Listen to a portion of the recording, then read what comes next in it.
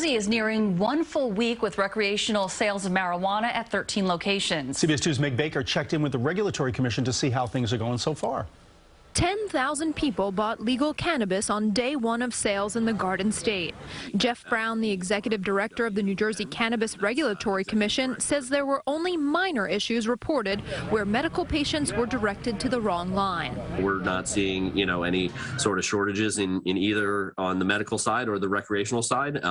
Some dispensaries were limiting consumers to, maybe a quarter ounce of flower. The state limit is 1 ounce of flower per visit. Brown says prices are high because of simple supply and demand math.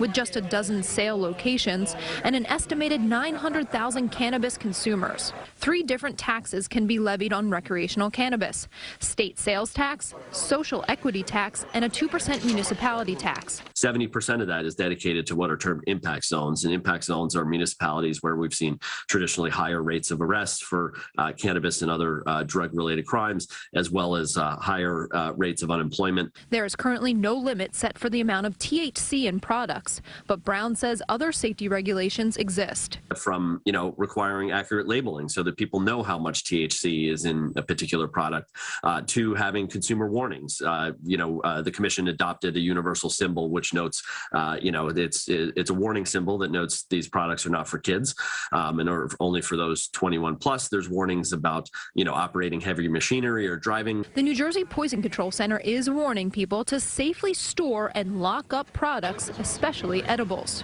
You could put a warning label all over it, but if it looks like a gummy bear, it's going to get eaten by a young child. Executive Director Diane Colello says most toxicity cases in children and adults from taking too many edibles have been mild, but can lead to paranoia, panic attacks, and an increased heart rate. In New Jersey, Meg Baker, CBS 2 News.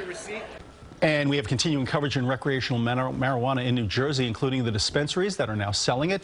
And polls show what people think about it. Just head to our website if you want to see them, cbsnewyork.com.